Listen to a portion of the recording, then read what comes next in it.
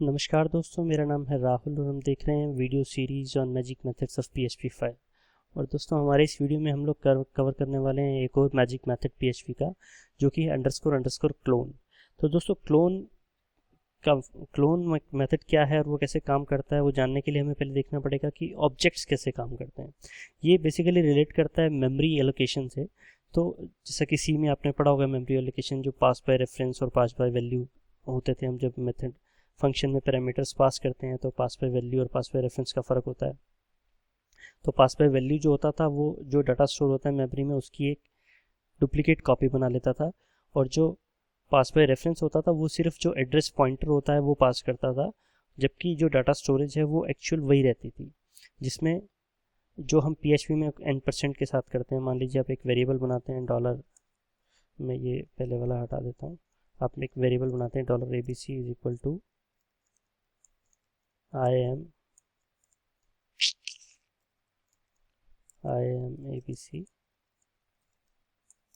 Variable.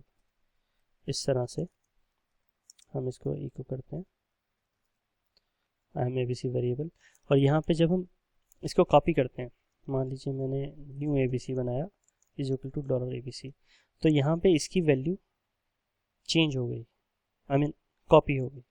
अब यहाँ पे अगर मैं इसको न्यू ABC को, तो मैं इको कराता हूँ न्यू ABC को, अभी भी वही आ रही है, ये इसकी कॉपी हो गई। यहाँ पे अगर मैं $abc की वैल्यू चेंज कर दूँ, my value have been change, तो भी वही आ रही है, क्योंकि हम न्यू ABC को इको करा रहे हैं। इससे पहले इस ABC की वैल्यू चेंज करने से पहले हमने उसको न्यू ABC में कॉपी कर लिया था। यहीं अगर मैं n% लगा दूँ तो क्या होगा, लेकिन my value have been change. तो यहाँ पे क्या फ़र्क हुआ n% से, जब हम n% नहीं लगा रहे थे तो उसकी वैल्यू कॉपी हो रही थी, लेकिन जब हम n% लगा रहे हैं तो वो उसको सिर्फ पॉइंटर पास ऑन कर रहा है, क्योंकि मेमोरी वही है। अब ये दो वेरिएबल मेमोरी में जो स्टोर डाटा है, I am ABC वेरिएबल, तो ये दोनों वेरिएबल उसी पॉइंटर पे, उसी एड्रेस पे पॉइंट कर रहे हैं। तो अगर आप एक की भी वैल्यू चेंज कर दोगे तो दोनों की वैल्यू ऑटोमेटिकली चेंज हो जाएगी, क्योंकि मेमोरी तो एक ही है, वही वैल्यू एक ही है, सिर्फ उसके नाम दो हो गए हैं। तो लेकिन इसी तरह से जो ऑब्जेक्ट्स होते हैं, ऑब्जेक्ट में जो हमने एक $abc is equal to new ABC बनाया था,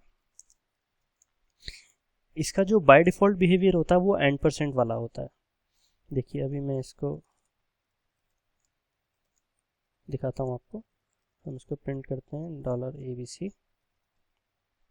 या मान लीजिए हम ABC नहीं, हम एक नॉर्मल एक std क्लास का, स्टैंडर्ड क्लास का ऑब्जेक्ट बनाते हैं। $abc is equal to new, जो कि एक ब्लैंक क्लास होगी, std क्लास। ABC क्लास में हमने बहुत सारे मैजिक मेथड्स इंप्लीमेंट कर दिए हैं, तो उसको समझना थोड़ा सा कॉम्प्लिकेटेड हो जाएगा। और यहाँ पे मैं ABC को प्रिंट करा देता हूँ कि std क्लास का ऑब्जेक्ट है, ब्लैंक है, उसमें कोई वैल्यूज़ नहीं है। और यहाँ पहले मैंने उसमें फिर एक वेरिएबल लगा दिया xyz is equal to xyz variable, और इसमें xyz की प्रॉपर्टी आ गई। और यही चीज़ जैसे हमने अभी वेरिएबल के साथ किया था, वही अगर मैं न्यू ABC करके इज इक्वल टू $abc, देखिए यहाँ पे मैंने n% नहीं लगाया है, ठीक है, मैंने n% नहीं लगाया है, फिर भी अगर मैं यहाँ $new ABC xyz की वैल्यू चेंज कर दूँ, वैल्यू चेंज, तो भी वैल्यू चेंज हो गई, क्योंकि देखिए मैंने वैल्यू चेंज की न्यू ABC पे, और प्रिंट में कर रहा हूँ ABC को, वैल्यू बाद में चेंज की है, लेकिन फिर भी ABC की भी वैल्यू चेंज हो गई, क्योंकि इसका बाय डिफ़ॉल्ट बिहेवियर वही है। यहाँ पे मुझे n% लगाएं या नहीं लगाएं कोई फ़र्क नहीं पड़ता, उसका बिहेवियर वही है, वो पास बाय रेफरेंस ही होता है। जैसे कि एरे में होता है, एरे भी जो होती है वो पास बाय रेफरेंस ही होती है, वो पॉइंटर ही पास ऑन होता है। आप PHP भी आपके लिए ईजी कर दी गई है, लेकिन बैकग्राउंड में जो ये सी में, PHP भी सी में ही बनी है ना, तो बैकग्राउंड में जो ये काम करती है वो एज एक पॉइंटर ही पास ऑन करती है। और यहाँ पे इसको क्लोन करने के लिए, इसको कॉपी करने के लिए एक कीवर्ड होता है क्लोन। तो उसमें आप क्या करते हो, क्लोन ABC। तो अब क्या होगा, अब उसकी वैल्यू चेंज नहीं होगी, क्योंकि ये क्लोन से उस ऑब्जेक्ट की कॉपी हो गई। ये क्लोन मैजिक मेथड नहीं है, इसका नाम वही है क्लोन, जैसे कि हमने इस सेट और अनसेट देखे थे।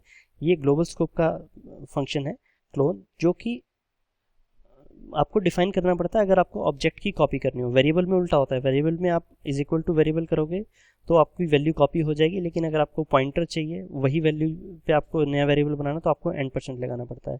लेकिन ऑब्जेक्ट में आप नॉर्मल इज इक्वल टू करोगे तो आपको सिर्फ पॉइंटर ही मिलेगा। अगर आपको कॉपी करनी है तो आपको ये क्लोन कीवर्ड का यूज़ करना पड़ता है।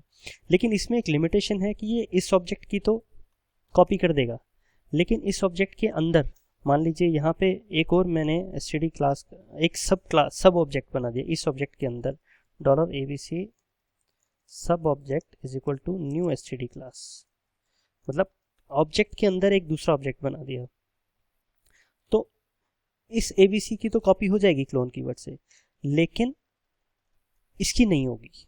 तो उसके लिए हमें क्लोन जो अपना मैजिक मेथड है उसका यूज़ करना पड़ेगा। उसके लिए आप अभी मैंने abc का ऑब्जेक्ट नहीं बनाया, मैं यहाँ पे बना दूँ, मान लीजिए public function underscore underscore clone, तो $this क्या नाम दिया था हमने इसका, sub object is equal to clone $this sub object.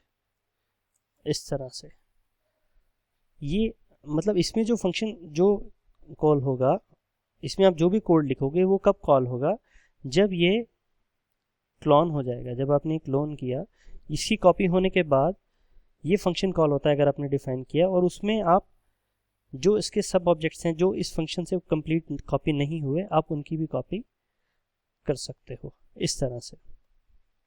तो ये होता है दोस्तों क्लोन मैजिक मेथड। तो इसी के साथ हमारे मैजिक मेथड्स की सीरीज़ कंप्लीट होती है। मुझे उम्मीद है आपको पसंद आए होंगे। अगर आपको पसंद आए तो आप थम्स अप लाइक ज़रूर कीजिए, और नए वीडियोस के लिए आप सब्सक्राइब कर सकते हैं हमारे चैनल पे। हमारे नेक्स्ट वीडियोस में फिर मिलेंगे और जल्दी हाजिर होंगे।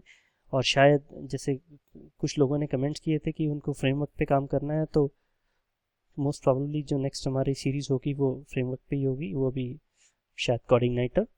तो मिलते हैं हमारे नेक्स्ट वीडियो में, तब तक के लिए बाय बाय, नमस्कार।